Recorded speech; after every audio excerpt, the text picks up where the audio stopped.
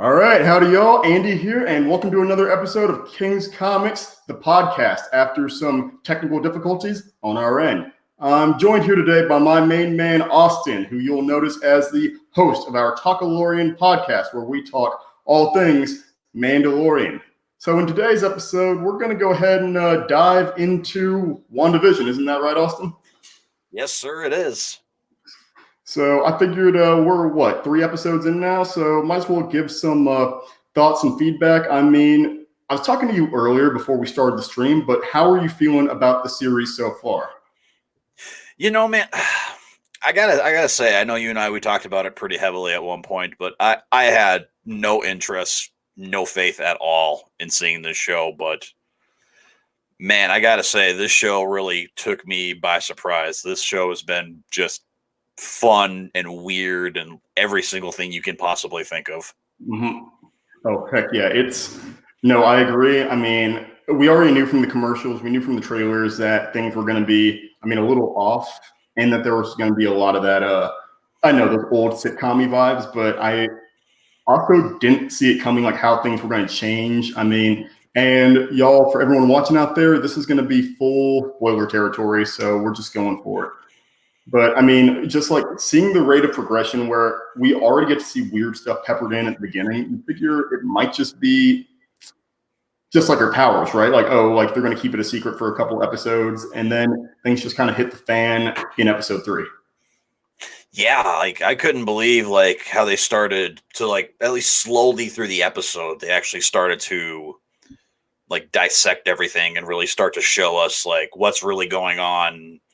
Even at the end of the episode too, when they kick that girl like out of whatever this is, whether it's like a simulation or whether this is all in Wanda's head or whatever is all going on. But I'm just curious what is actually like going on, like who's behind all this.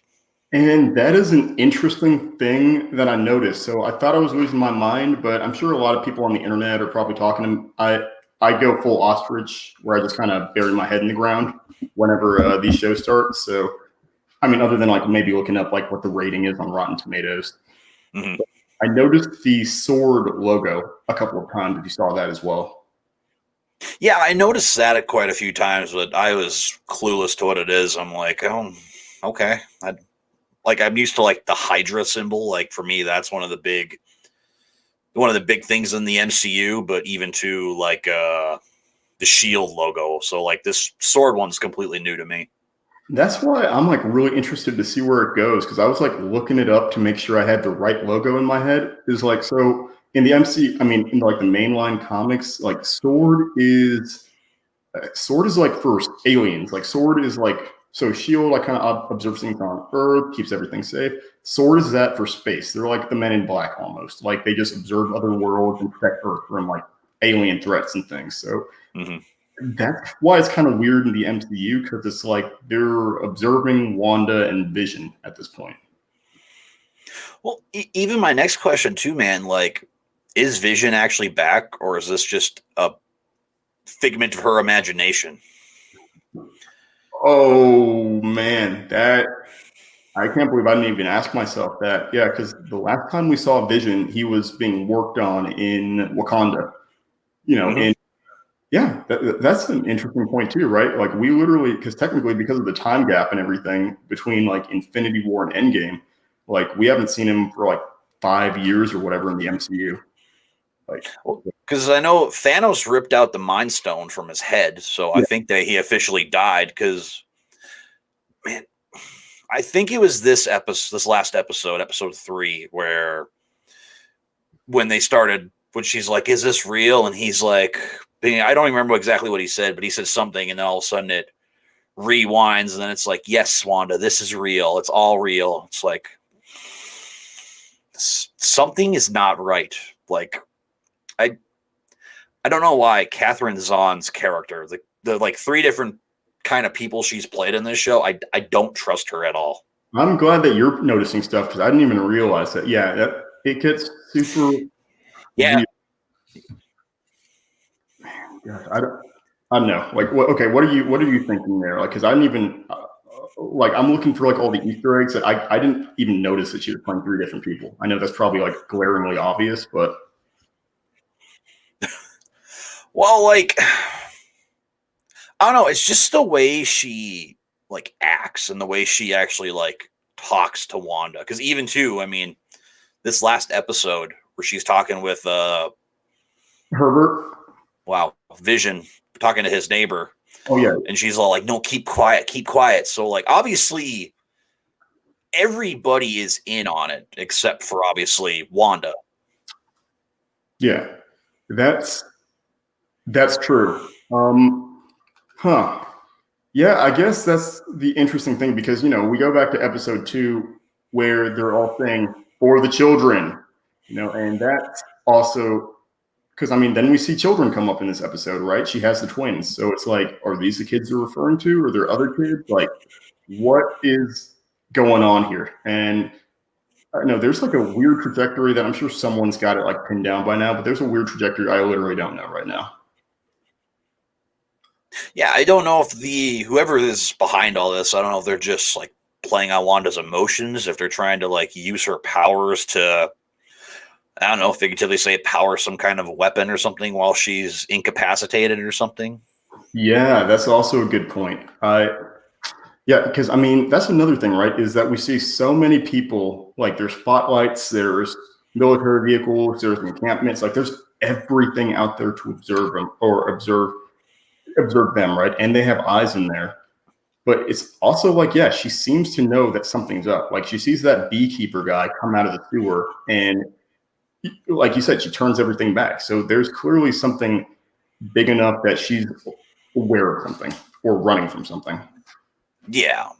Or even that, or this device, maybe it's not like a super weapon. Maybe it's like some thing that could help them control like the minds of everybody in the world or something. I mean, it's the MCU, man. At this point, anything is possible. I mean, we've got talking raccoons and talking trees. So, I mean, this is true. I guess like my problem is like I always use the Marvel comics as like my kind of frame of reference for when these shows come out. So I'm going to immediately like try to like dissect and look for the storyline that it follows. You know what I mean?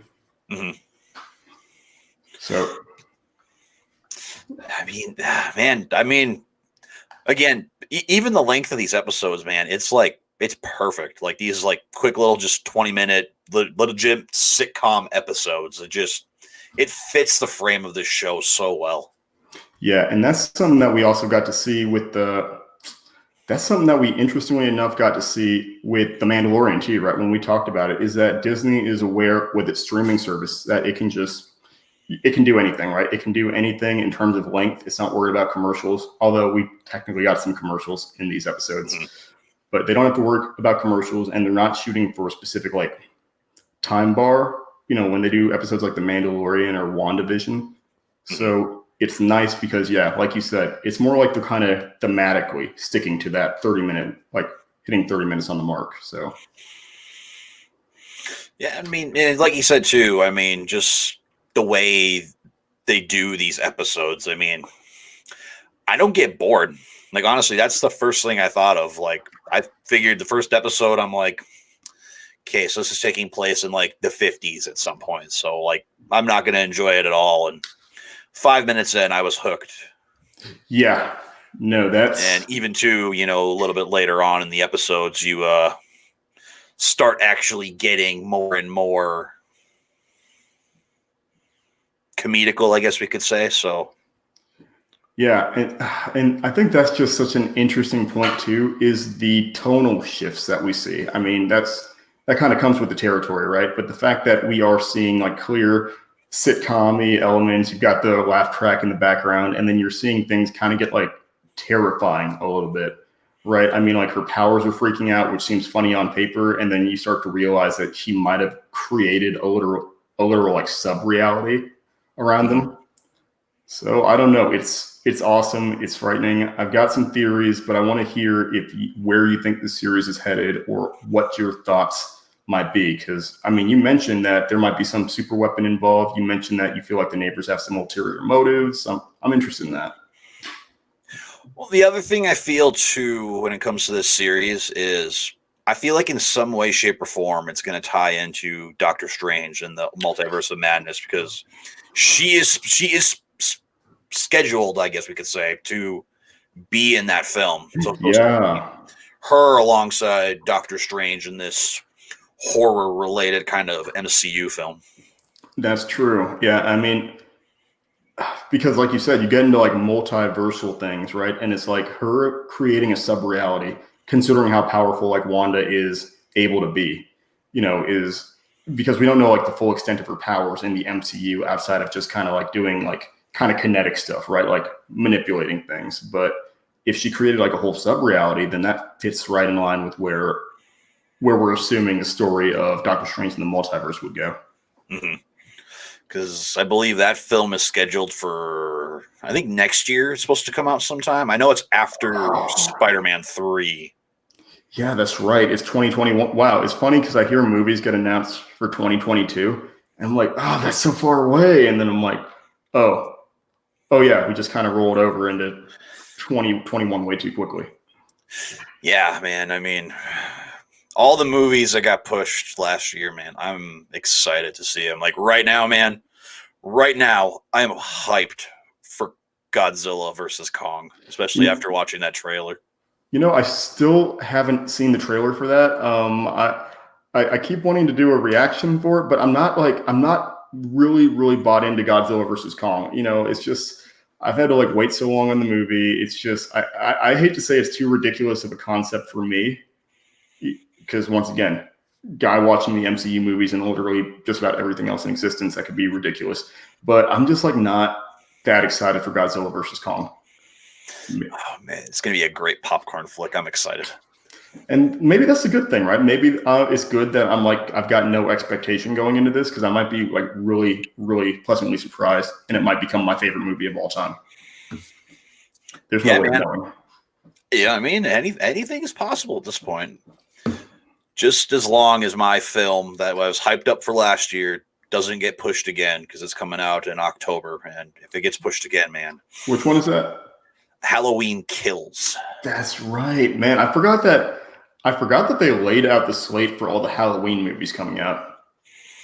Yeah, last year was supposed to be Halloween Kills, and this year is supposed to be Halloween Ends, but now everything got shifted an extra year. So, and like the Halloween movies are all like canon, right? Like, except like Halloween 3 or something like that.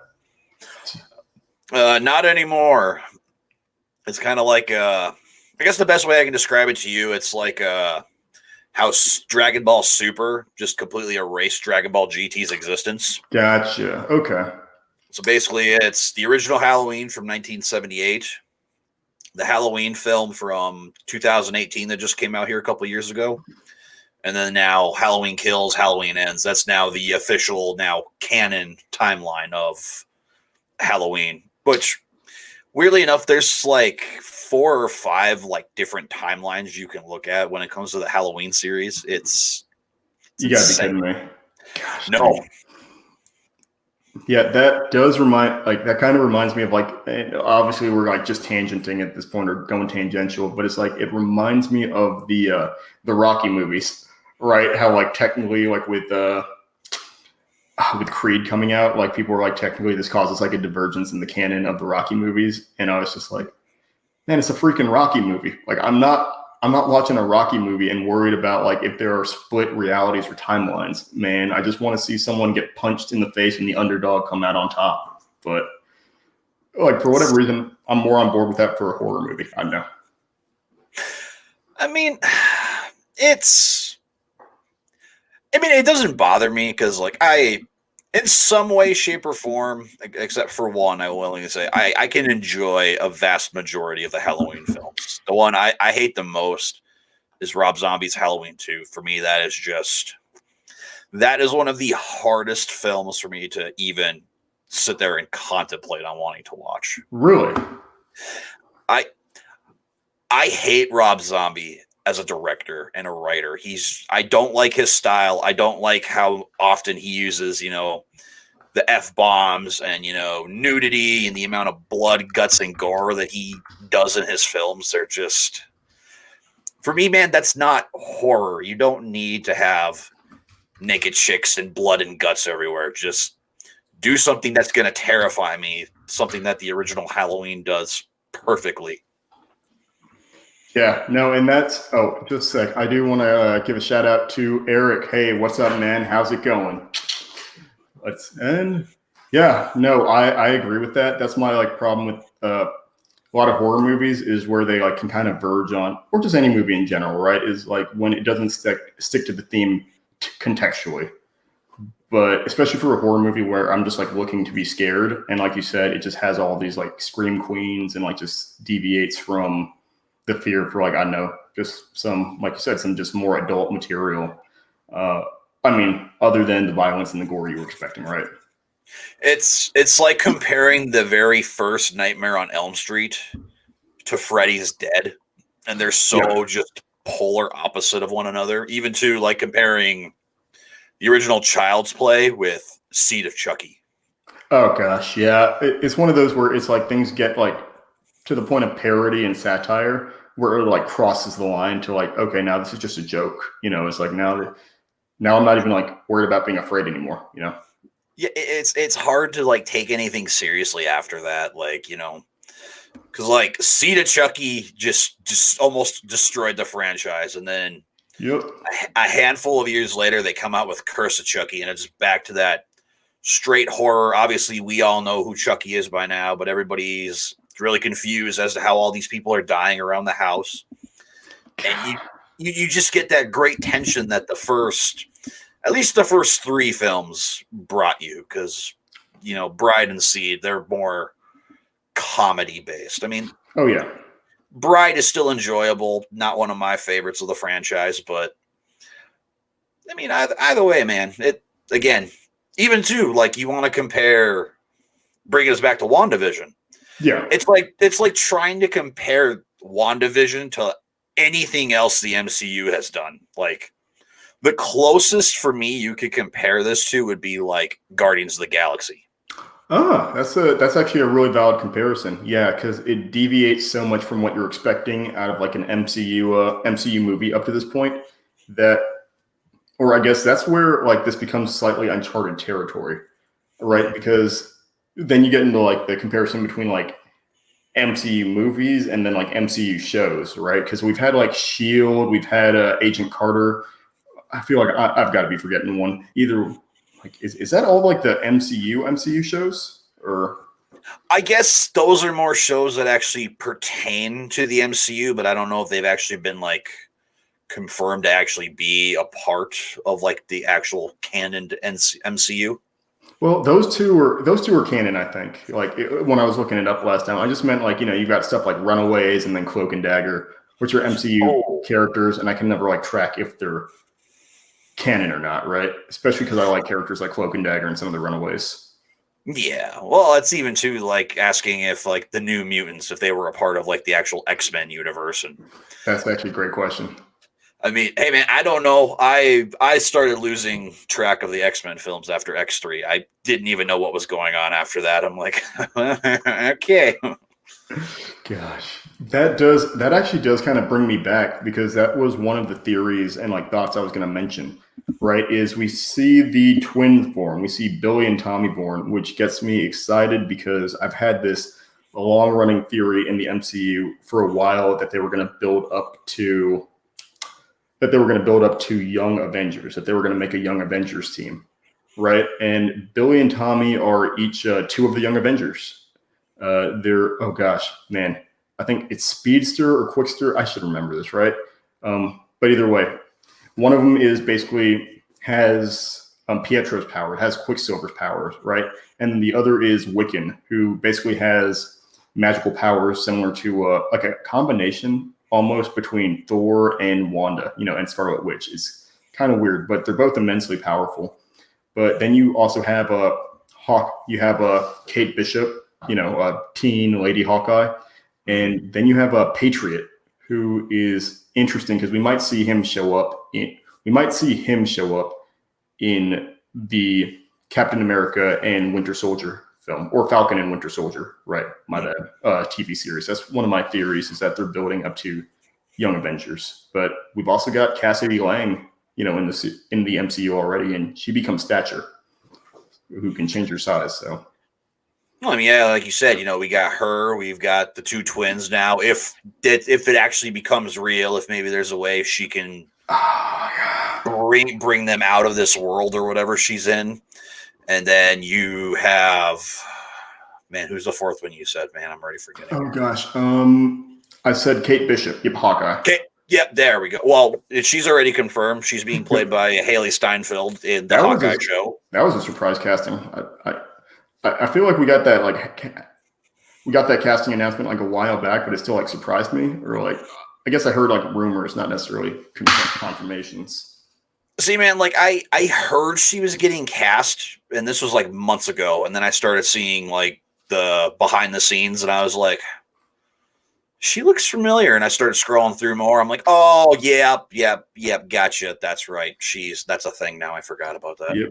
She's oh gosh, I should know this. She's Spider-Gwen, right? Like that's she's Spider-Gwen from the Spider-Verse film. Okay, so yeah, no double dipping in the MCU or double dipping in the Marvel movies. That's awesome. Man, that just makes me all the more curious for if they're gonna, because I would watch that, like especially a Disney Plus show to see like the Young Avengers come together, just because then you create a new path for the MCU in terms of like how you're going to establish characters moving forward, because some of these actors are pushing to like mid-40s, like 40s, mid-40s, like probably kissing 50. Like, I mean, I'll say late 30s, mid-40s, right? And they're not going to be able to look like superheroes forever. I mean, that's true. Just ask Arnold Schwarzenegger how that went for him. Yeah, fair enough. And Sylvester Stallone. Sorry, Sly. Yeah. Because, I mean, I feel like when we start getting more into, like, Falcon and Winter Soldier, and eventually we're going to be getting into, what's the other show? The War Machine show. What's that one called again? Iron Wars or something? Yeah, Armor Wars. There we go. Armor Wars. There we go. I feel like those are going to be more what we're used to when it comes to the MCU. It's going to be more, that high-paced action that we're used to. I mean, again, though, that's the thing that makes WandaVision so unique. Is just, it's goofy, it's weird. You don't need to have, fights and big action scenes in every single MCU film. I feel like eventually, if somebody is somehow not into this show, which again, I seriously thought I was going to be one of them. I seriously thought I was going to hate this show with a passion, because the trailers just look so dumb. That's like the beauty of it, right? Like you said, like, it makes you start to kind of like get your hooks in, because then you're not like, oh, this is going to be a great show. You're like, what's going on here? Like this is, you can tell things are a little off, obviously, that actually does kind of segue into Matt. Matt Rasler is in the comments section, and he says Loki. And I forgot all about Loki. Like, I can't believe I forgot that was another MCU show coming out. But I consistently keep forgetting about that. I don't know why. That's the one everybody is excited to see. And oh, you kidding me? It's understandable how. Like, they've got 20 or they got 20 or 30 shows coming out. Basically, I might as well say that, like, even if they haven't announced them, even though they have more in the works than that. But yeah, it's easy to like lose track of them, because I almost forgot Blade was coming out and Moon Knight.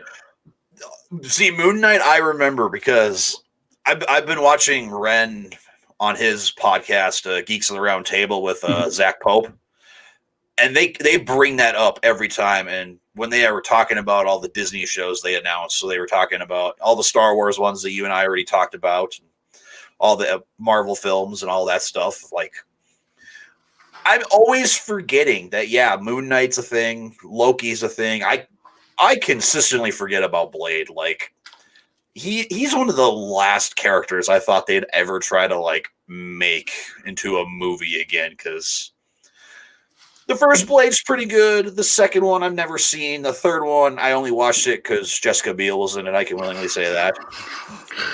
Yeah, I just wanted to see how it ended. I mean, they say Blade is going to take on Dracula, father of all demons, and then of course, I mean, vampires. I should have known they weren't going to live up to that hype. And that's the crazy part, is technically they've technically had to, let's see. Oh, come on, Matt. He says, okay, so Matt's in the comments again, and he says can't replace Wesley Snipes ever. But I mean, Mahershala Ali is going to be playing him, and like I've got faith in the dude's acting chops. But I mean, that's fair. It's like Wesley Snipes killed the role, but he's notoriously hard to work with, apparently. Yeah, I mean, outside of the two Blade films that I've seen, I've never seen him in anything else. So I don't know what his acting is outside of just the Blade trilogy, I guess. No, I should be able to name a Wesley Snipes movie other than the Blade movies. But yeah, those ones are so concrete in my head that I kind of don't want to. I kind of don't want to associate him as anything other than Blade and apparently going to jail for like tax evasion or something. I don't know. I forgot about that. I almost forgot about that. Well, man, I mean, when it comes to something like that, when it comes to actors, I mean, there are so many people, they get into that one role and that's how everybody remembers him.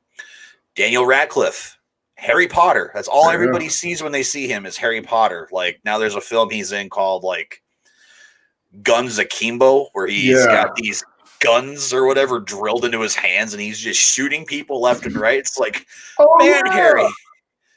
Man. Matt just got it. Not to derail you because I forgot he did that one and Swiss Army Man. Swiss Army Man is weird as heck.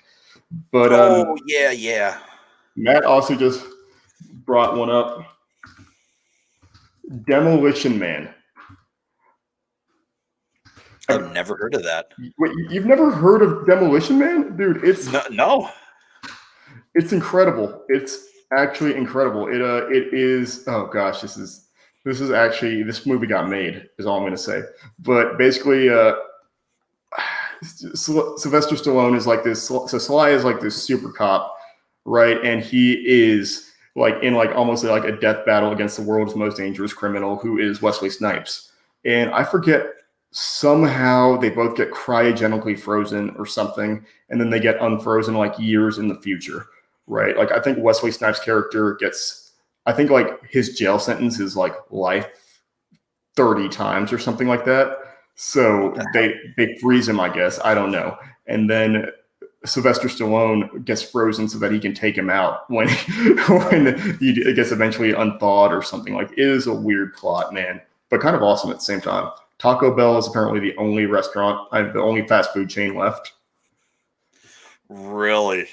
Yeah, and they use 3 shells to, clean up instead of toilet paper. Is what we're gonna say. It's yeah. What? Yeah.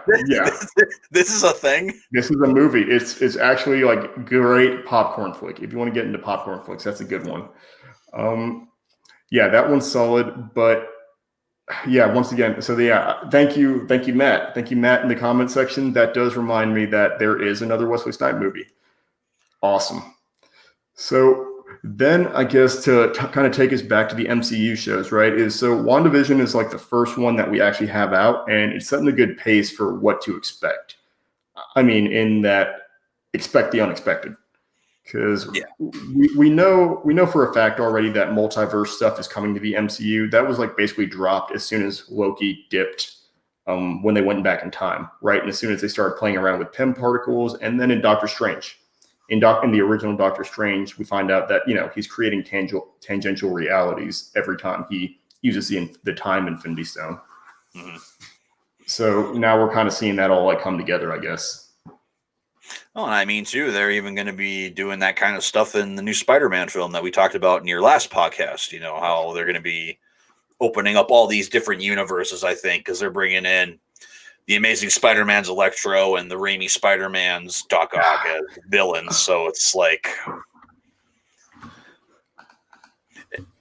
I mean, even too, man, the way they like did everything in Endgame, I mean, it makes sense that this is now the route they want to go. I mean, they're just kind of going all over, going kind of goofy, just pulling stuff wherever they can. And in the end, man, it's going to pay out for them. I mean, if you really look at it as a whole, as the MCU, there's not one film at all that's below like a 65 5, I think, as a rating on Rotten Tomatoes. Wait, that's including Thor: The Dark World? Yeah, that's including Thor 2. Yeah, that's still considered fresh. That's like a 60-something% on Rotten Tomatoes. Fair enough. Okay. Wow. Okay. That one actually surprised me. And I am going to go ahead and say, hey, back to Torma Zimnis in the comment section. This is my buddy Abe. He is freaking awesome. If you haven't checked out his YouTube channel, that's Torma Zimnis. Please give him some love, y'all. But he also brings up that he just wait until they start pulling from the Hydra Cap column. Yeah, that is another thing I was thinking about. Oh, I actually know that's something I didn't even consider. Is so the Hydra Cap, like that was one of the largest controversies, like kind of in recent comic book history over the past few years, right? Is Captain America being a Hydra sleeper agent. There's some weird space Tesseract stuff that goes on, which is why that happens. Don't worry, he wasn't actually a Hydra agent. But yeah, Torma has a good point where Captain America does become a Hydra agent for a bit, or is in the comics. So that could be explored either in this series a little bit, I don't know, or in the Captain America Falcon Winter Soldier show. Well, because they announced two things over the last week.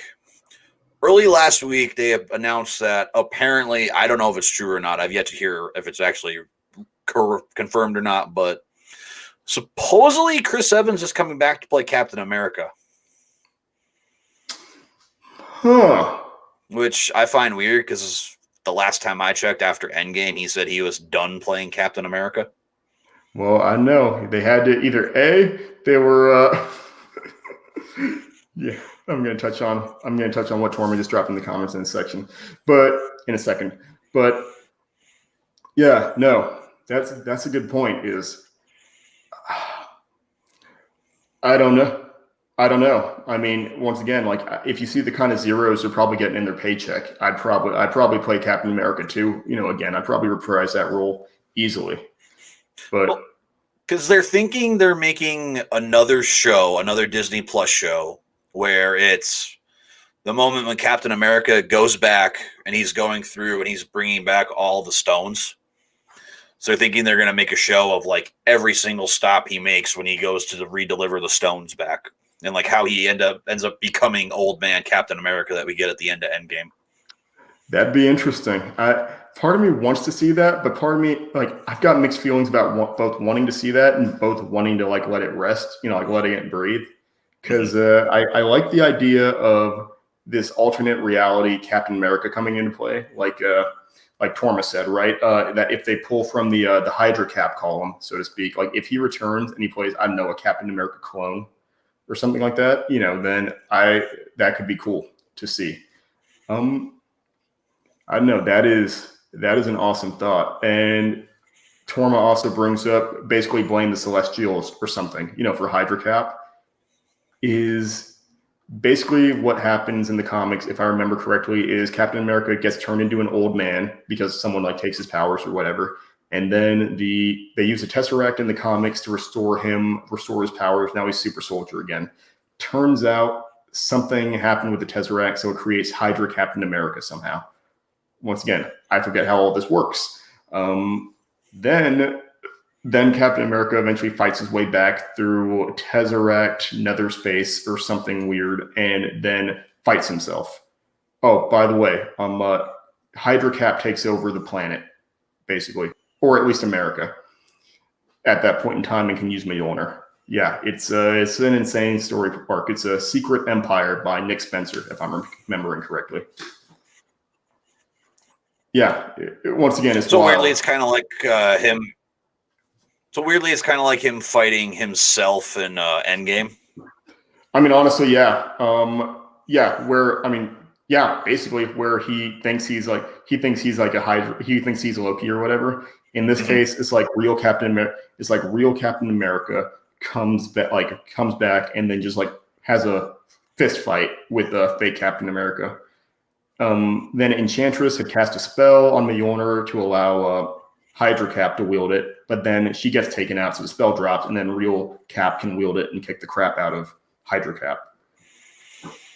It is a weird it is a weird freaking story arc. It's awesome. It's wild.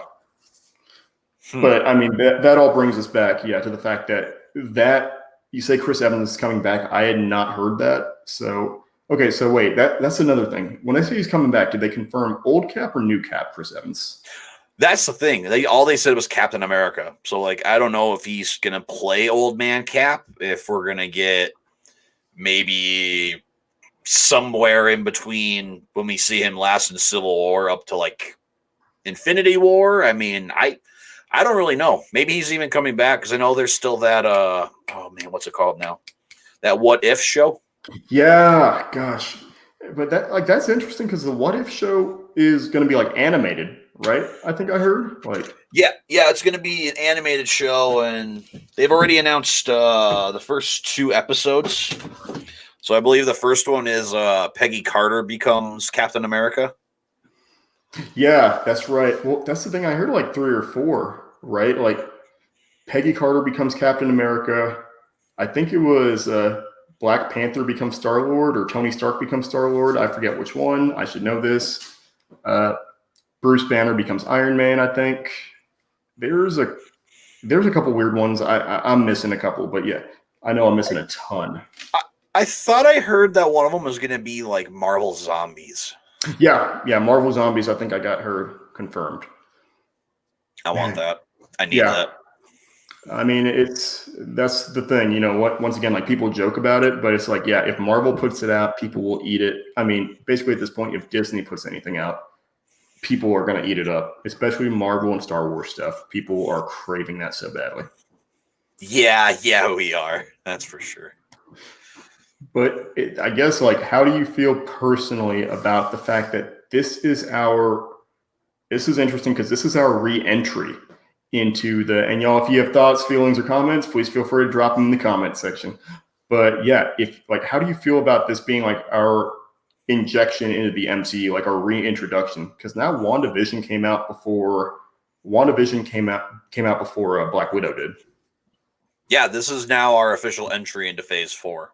Yeah, I mean, so far it's not bad. I mean, for me, I guess I need to see the payoff and like if they end up doing another season, or if this is just going to be like a limited time show, like a one and done season. But yeah. I would need to see more how the finale goes. Kind of like with The Mandalorian, you know. I couldn't really give you my full take on the entire season, like if it was better than the first season, until we watched that finale episode. And hands down, obviously, we all agreed that, oh yeah, it's easily the best. But yeah. And as a reminder, y'all, we do have a podcast, The Talkalorian, where we talk all things Mandalorian. Our Season 2 recap just wrapped up, so please feel free to check that link out. It'll be in the comment section as well. But you were saying, dude? Had to plug. Oh, thank you. But no, like we've been so used to and so spoiled with, you know, having maybe not even like a huge movie being our first stepping stone into the new phase of the MCU, but it's it's just like the show, man. Like it's just something new, different, unique for us to actually kickstart this. Because I mean, from what I heard, I think the foreseeable future of the MCU, we're going to be in like space a lot more. It's going to be more, how did they word it? More like intergalactic or something like that. Huh. Yeah, I mean, because with Guardians 3 and Thor 4 on the table, I mean, I know it's interesting because now I also want to see like a space, like an MCU space show, right? The fact that like all of our heroes in these MCU TV shows, and don't get me wrong, the production quality would be insanely high. But hey, they made The Mandalorian happen, so you know I have faith once again in Disney to direct and produce a cosmic. There we go. That's the word a cosmic Marvel show. That's what it is. Cosmic. They're going cosmic. That's how they worded it. Yeah, I was blanking too so hard, man. Well, and you know, I mean, even other things. I know we already talked about this in your first podcast, but you know, we've still got the Fantastic Four. Yeah. We've still got Ant-Man and the Wasp: Quantumania, Captain Marvel 2. I mean, Wasn't a big fan of the first one. I didn't think it was bad. It's just not my cup of tea, unfortunately. And then we still got Blade. I mean, that's for sure going to be a film. Spider-Man 3, the Doctor Strange Multiverse of Madness. And I feel like there's Black Panther 2. We still got that coming out as well. Let's see. I mean, I think I'm most out of the movies. I think I'm just most excited automatically for Spider-Man 3. You know, just being a Spider-Man junkie, that one. But I'd also really love to see an X-Men movie again, like just an MCU X-Men movie. That would be nice because, I mean, in the comics, once again, out of the events of so Wanda causes M-Day, right? This event where she basically annihilates all mutants, or at least all mutant powers, or most of them. Yeah, most of them on the face of the earth, right? So they could kind of adapt that so that she brings mutants into the universe or something, you know, into the MCU. So there's some weirdness, man. There's a lot of different directions this multiverse crap can go. Hey, man, even from what I've heard, I mean, definitely correct me if I'm wrong, but apparently one of the best comic book runs is Avengers versus the X-Men. Yeah, I've got mixed feelings about that, because especially in adapting that gets really in adapting that would get really freaking hard to do because, you know, like you said, Avengers versus X-Men, right? But the ramp up would be intense because it's a good little self-contained. I enjoyed it, but you also get into Phoenix Force, right? When you bring Avengers versus X-Men into play. So there's a lot of pre-existing, and Iron Fist is a core part of the plot, oddly enough. But yeah, you get into so much just interconnecting Marvel stuff in that one. I mean, as you do with a lot of modern event series these days, right? Or that's why big event series are popular. But yeah, I mean, for this one in particular, right, it's kind of hard to snake around doing an Avengers versus X-Men if there's no X-Men. Yeah, I mean, I feel like they will eventually be doing it because, I mean, we're getting Deadpool. That's already been confirmed. We're going to be getting Deadpool in the MCU. I freaking know. So, I mean, he's a mutant, basically. So, I mean, no, he is a mutant. You are correct. That's still crazy because I forget that all the time.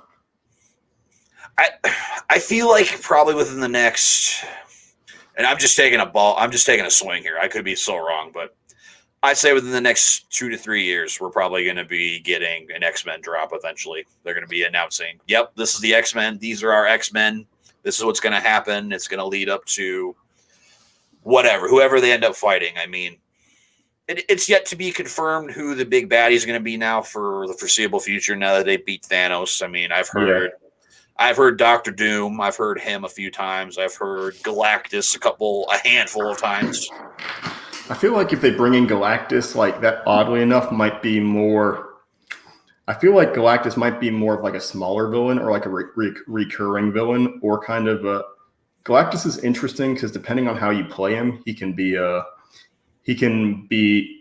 people will either play him kind of evil or maniacal, or they'll play him as just a force of nature where he's just neutral and he's just a consumer. All he's trying to do is eat. But he's also kind of a deity at the same time, a celestial, right? So it really depends on how you play him. I would prefer to see him in that kind of neutral role where he still kind of feels malicious, right? But at the same time, hunger is just hunger. Yeah, man. I mean, if it annihilates planets. Yeah, I mean, that's the thing, man. I don't know where the MCU can go. I mean, for me personally, I'd be totally fine if everything I liked in the MCU ended with Endgame, because I mean, I basically grew up with, the original Iron Man up to Endgame. So that's been my entire life, basically. Yeah.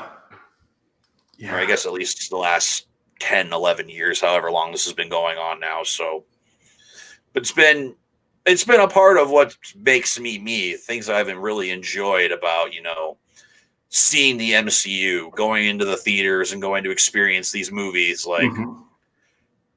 To me, man, the two best MCU movies out of them all for me is Infinity War. Hands down, that's my favorite. For me, I word that film constantly as an Avengers buffet. It constantly gives me everything I want. It gives me great action, great comedy, great story, and just that ending that just leaves you just shook. You don't know what to think. Gosh. hands down, man, right behind that, and it's literally a sliver, is Civil War. Civil War was like one of the most game-changing MCU. I mean, literally, right? But was a shocking departure in the MCU I didn't see coming. As soon as I heard that they were even announcing Civil War, I was like, my jaw hit the floor because I was just like, oh, they're adapting this arc. Like, this is one going to be hard to pull off because of all the heroes and villains that are like supposed to be involved. But one, I mean, they did the adaptation really well. I didn't see it coming, but I thought it was a really good way to spin things out of Age of Ultron. But, and once again, very interesting, like, way to take something out of that. That was like really cool to use that to like in the larger Marvel Universe story. But yeah, I mean, at the same time, I don't know. Yeah, I guess I don't know. I'm bad at ranking. I'm bad at ranking things, man. All I know is like I liked Infinity War. I mean, I liked Endgame at least a little bit more than Infinity War because of the sense of finality, the sense of sacrifice, the awesomeness, the sheer awesomeness of just seeing all the heroes on screen, like fighting this last battle. That was a pleasure.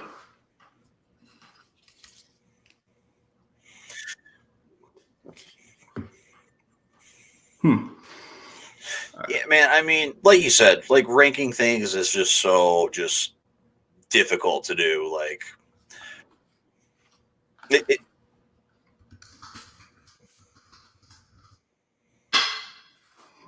oh, there you are. Cut out for a minute there. I was getting a little scared. No, you're good, dude. You're good. But yeah, no, like for me, my top five, they're easy. Like I feel like anybody can at least do like a top five favorite MCU films. Like again, Infinity War, Civil War, Spider-Man: Homecoming, and then I'd have to say probably Guardians, probably my fourth favorite, and my fifth favorite would probably be Endgame. Gosh, I'm trying to think about you going into this now because I've been putting off doing an MCU ranking for so long because I'm bad at ranking stuff. Yeah, I know. Yeah, man. If I had to pick, okay, I'll just say if I had to pick a 4 and 5, right? If I had to pick, I think if I had to pick a number 4, it'd probably be. If I had to pick a number 4. Man, don't do this to me, man. Okay. Yeah, okay. I'm not doing anything. Fine. If I had to pick a number 4, it would be Captain America 2, Winter Soldier. Okay. If I had to pick a number 5, it'd probably be Guardians of the Galaxy. First one. Guardians is so fun, man. I knew nothing about them, and then man, I watched that movie and I'm like, I need more. And then I watched Volume 2 and my heart broke.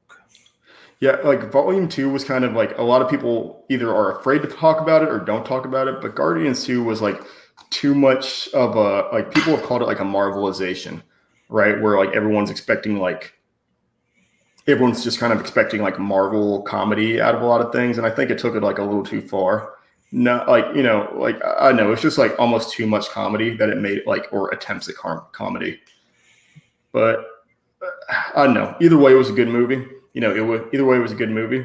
I'd say it was a good sequel. I'd say it was a good sequel, not a great sequel, but it's also, but the first Guardians was also just lightning in a bottle. You know, so it's hard to follow that up. I didn't like the character of Ego, man. Like Ego completely just took me out of the movie, especially the final act when they actually fought him. Like that just, it was so far-fetched, but man, I gotta say, at least, you know, the sacrifice of Yondu. Man, I was about to say Hondo. Sorry, I'm thinking Star Wars. My bad. I totally forgot. My bad. But yeah, no, Yondu's sacrifice, man. Like I teared up, and even just him coming down. Oh, Mary Poppins, y'all! Like, yes, I love it so much, dude. I'm just glad we saw a Zune. Like, gosh, it's funny because my brother is in the comment section right now. Is let's see, Era King. Another AK. Either way, so yeah, Era's in the comments. Thank you, bro, for saying I got good taste. Thank you, bro, for condoning my picks. But yeah, so it's funny because for Christmas one year, the Microsoft Zune had just come out. Like it just released. It was supposed to be the iPod killer, right? And I wanted that thing so freaking bad. And I think my dad, like at the time, was like, okay, hey, like, okay, that's awesome. So like you can like I will buy you like a rifle or a Zune, like a hunting rifle or like a Zune for Christmas. And I was like, I want the Zune. And it's like that choice was, oh, okay, never mind. I'm gonna backtrack. Era was talking about you, Austin. He was saying you made good choices. Not me. Thanks, Era. Thanks, Era. I appreciate that. So, yeah. Either way, I picked a Zune. My brother got a rifle. One of those is still useful. One of those is not so much. My Zune is still in my closet to this day. I had better picks. That's just what he's trying to say, man. I know, man. It still does. That still hurts, man. It's like that's my bro. That's my brother, man. Like, come on. Whatever. Anyways, yeah. I'm just glad that there is canonically Microsoft Zunes exist in the MCU. Hey, man. I mean, man, he's even still got a Walkman. Like, man.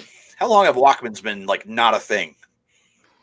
Yeah, I mean, but that's what hurts, right? Is like that kind of like hurts a little bit more is he didn't like upgrade from like a Walkman to a CD player. Like he upgraded from like a Walkman to a Zune. Like I don't know why that like stings a little bit more, but it's like was the Zune easier to get like rights to than an iPod? Like I'm assuming. Wait, did he have a CD player? I think he had one like actually built into the ship, if I remember right. I thought that was still like a tape player. Well, wait, I thought that was still like a cassette player. Actually, no. Either way, Guardians of the Galaxy 2 still had some like solid comedic moments that were like funnier than the first, but like overall, just like comedy wasn't like as consistent as the first one. Oh yeah, I mean. You got the whole Baby Groot where he's supposed to detonate the bomb. Like that's pure comedy gold. Even too when he's bringing back, he's like, no, bring me the key. And I think he's bringing back like all these random things. And brings back some guy's eye. Like, wow. Yeah. Wow. Gosh, man. But yeah, no, I guess that's not to rail too much on Guardians of the Galaxy 2. Because once again, it's still a great movie, and it's still not incredible, and it's still not Incredible Hulk or Thor: The Dark World 2. Just saying. See, man, Iron Man 3 or Iron Man 2. Oh, what? Iron Man 3 is so. I love that movie, man. I have a guilty pleasure for that. On purpose. What do you mean on purpose? I'm just asking if that's an intentional decision you made to like that movie. Like I don't know. Like I have a good time with it. I like it. It's a great. I like it so much better than the second one, man. The second one is just absolutely. Woo! That one's pretty bad.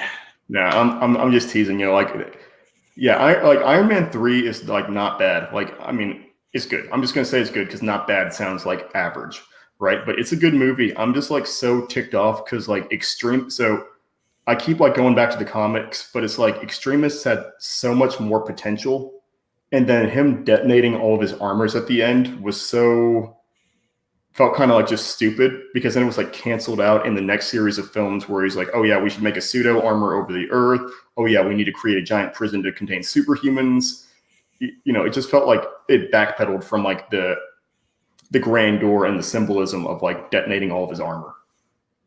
I can agree with that, but I think the thing I like the most is how it's a great follow-up to the first Avengers film, like how it actually plays with Tony's, mentality. Because of course, the second one we get really into, like his alcoholism and like everything that he's fighting back. And then you get into Iron Man 3 after he takes the nuke way up into the sky and it blows up. And he's just constantly having these flashbacks and these visions about that moment. And it's just constantly messing with him. And he's just fighting to just get past it. Yeah. And then you find out that his psychologist is the Hulk. Yeah. That was a good end credit scene. Love that. Okay, yeah, I give you Iron Man 3. I'm giving you way too much hate for it, but Iron Man 3 was good. Iron Man 3 was fun. I don't know where I'd rank it. I'd rank it above. Yeah, that's fair. I'd rank it above Captain Marvel. I think it'd be. Man. Oh, actually, hang on. Oh no! What is this? What is this? Yeah. Oh, I did do one. Oh, and I never made a video about it. I will post this. Era. My brother brings up. Yeah, kind of like summarizes a great way of putting it. Is that Iron Man 3 was fun, but kind of unintentionally goofy. I would agree. I think that like kind of shares my like sentiments. Is maybe why because it wasn't like Guardians of the Galaxy where it was like Guardians 2 where it was just like kind of inconsistently comedic. It was just like. It just felt like it had like uneven pacing in terms of how serious things could have been, and then like kind of little insert jokes. Considering that like a lot of themes in that movie were pretty dark and depressing. Like when you actually dissect Iron Man 3. Iron Man 3 is my number 12. Number 12? Yeah. What ranked above it? Like what ranked at 11? I just want to know 11. I don't want to spoil your top 10. Ant-Man. Fair enough. Okay, yeah, nice. Okay, that is a good pick. Because I got Thor: The Dark World, and then Thor, The Incredible Hulk, Guardians, Captain Marvel, Iron Man 2, Doctor Strange. Prepare to hate me, Andy. Captain America: The Winter Soldier. Is that number what? Is that number what? 16. How, man? Like... How was Captain America 2? That was another game changer in the MCU, man. It became a freaking... Are you kidding me? I feel like it's just more... My brother is in the comments saying that's fair. Don't give him that. Do not give him that. Austin, not the time. Austin, now is not the time. Era, that is inappropriate. Weird freaking behavior. Okay, yeah, fine. But that's also what I like about it. That's like the great part of like having a cinematic universe is because you have so many movies with so many themes, with so many ranges, you have all these interconnected movies that people can have like so many different opinions about. Mm-hmm. Like, it's just such an interesting thought to me because once again, all of these movies like fit in and play into one another. But once again, they're all so wildly different. I mean, Captain America 2 was an espionage thriller. It was freaking like spy stuff. Mm-hmm. Yeah, I mean, that's the thing that makes the MCU so just great. I mean, Winter Soldier, like I just said, like it's basically an action movie, like just straight nonstop action. Yep. Guardians of the Galaxy, and even Spider-Man Homecoming. Yeah, no, Spider-Man Homecoming is really interesting. Like comedies. Yeah. But like Spider-Man Homecoming is a good point because it's also like, it's Spider-Man. Even so you have the teen drama stuff. Even Thor Ragnarok too. That's a comedy as well. Yeah, and actually that does bring up a good point. That does bring up a good point about like the cosmic side of the MCU, right? Is where they've intentionally said that they like view the cosmic side of the MCU as meant to be like goofier. So you'll notice how like tones on like Earth, like when they do ground level stuff, is kind of more serious, and then whenever like they go to space, like there's more comedy, which is why like Thor Ragnarok was such a departure from everything going on Earth. Which is like just an interesting thought to me to make that like kind of decision. See, man, even overall, like I still say Thor is probably the weakest trilogy of like the entire MCU, personally. But about to become the strongest quadrilogy. And quartet. Like, don't get me wrong, Ragnarok was good and all, but well, yeah, but it averages out. You know what I mean? Yeah, that's fair. I know. Yeah, that's fair. I would say Iron Man like became weaker. Like Iron Man dipped over time, and my brother says Thor 1 and 2 are softer than Charmin.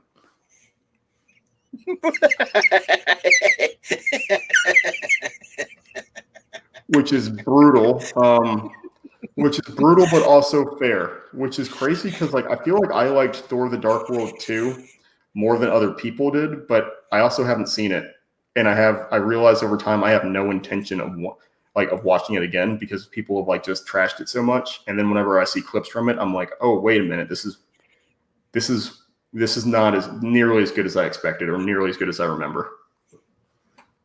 Man, I also got to say this. I don't know how you feel, but why didn't Hulk get a trilogy? Like, we just got that one and done film with Edward Norton.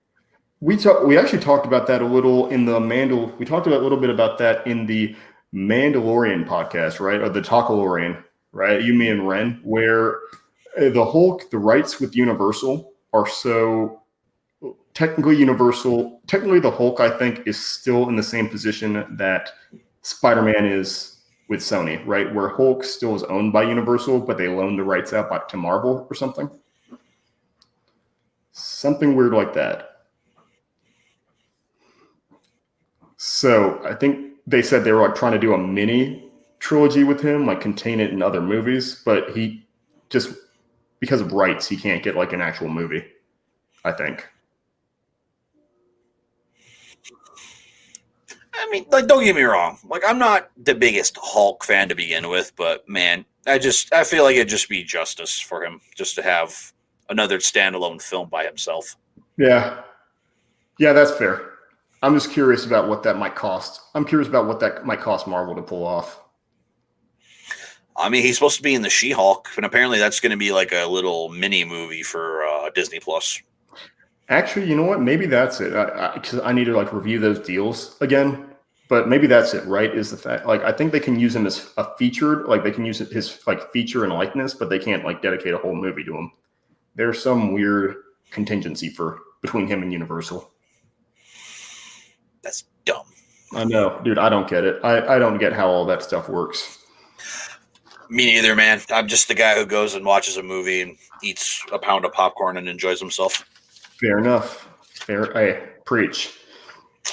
But I guess, since we deviated, we are running a little bit past the top of the hour now. Closing thoughts on WandaVision, I guess, where you think it's headed and what it means for the future of the MCU, or at least the MCU TV shows.